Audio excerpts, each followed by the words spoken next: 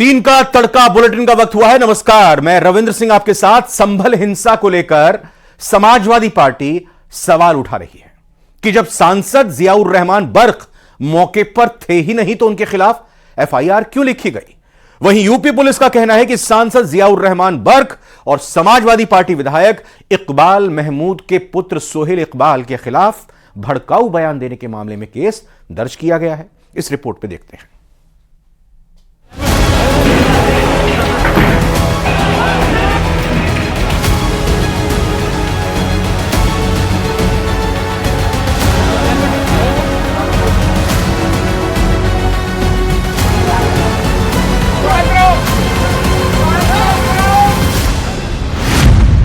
कट्टर पत्थर डायरेक्टर कौन? उपद्रवियों के चेहरे पर नकाब है, डर है कि कहीं साजिश पकड़ी न जाए। और जब कैमरों ने इनका वीडियो बनाया तो हाथ से काटने का इशारा कर दिया।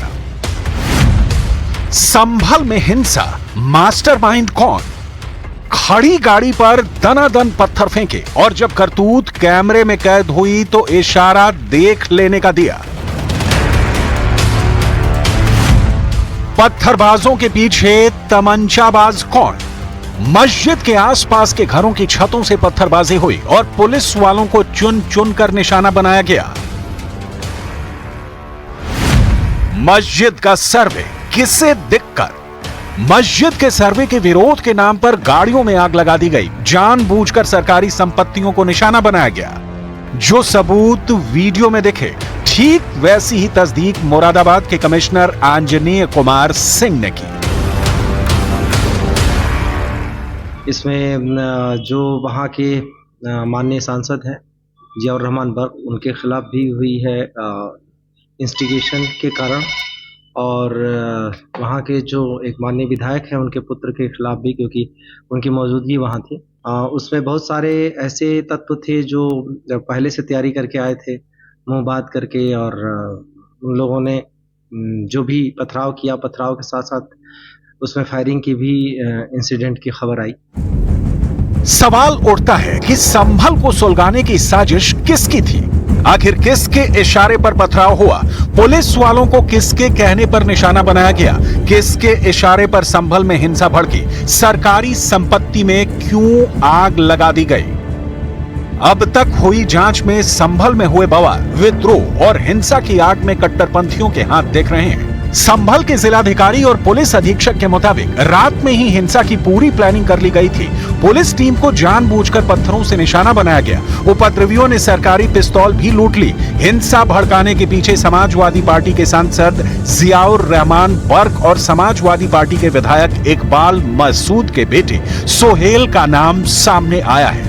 संभल में हुई हिंसा की 4 तस्वीरें बताती हैं कि हिंसा प्री प्लान थी। सोची समझी साजिश के तहत पुलिस वालों को निशाना बनाया गया। पत्थरबाजी की आड़ में पुलिस वालों पर अवैध हथियार से फायरिंग भी हुई और यह दावा खुद जिले के सबसे बड़े अधिकारी ने किया। 25 लोग हैं, लेकिन कुल लगभग 700-800 लोगों की संख्या है, तो एक एक करके आइडेंटिफाई करके सबको डिटेन किया जाएगा। पता चल सकता है किस तरीके के वेपन रिकवर हुए हैं? क्या देसी एक तो आपको दिखाया था, ये चाकू तो मैंने भी पहली बार देखा, जो दोनों तरफ से चलता है, जो भीड़ में चलाने के लिए ही होता है।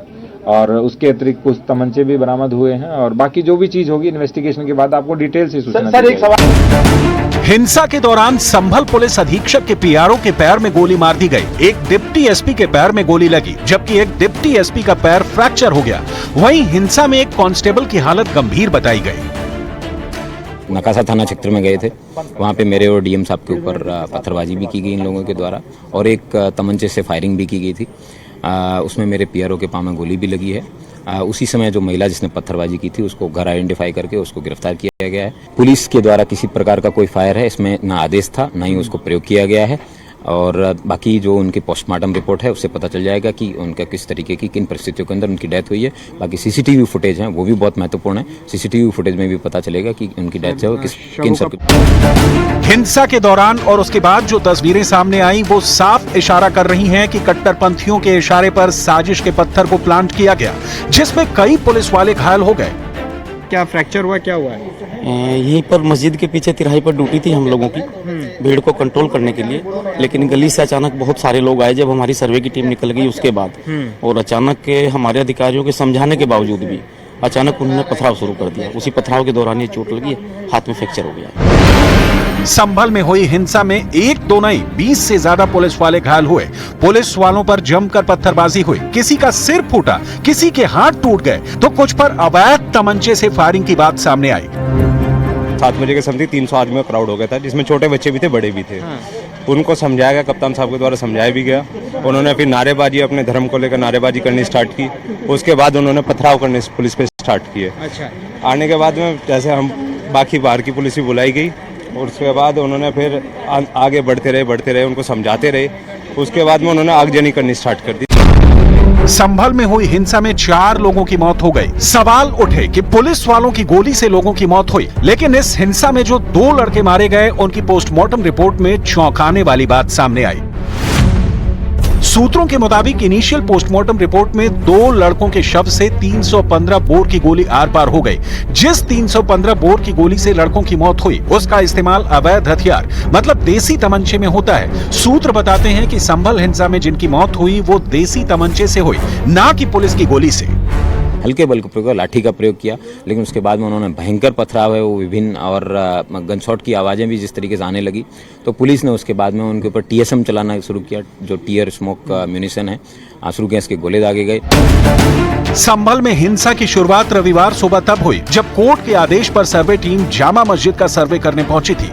कोर्ट ने 29 नवंबर तक सर्वे रिपोर्ट को वीडियोग्राफी और फोटोग्राफी के साथ पेश करने को कहा था।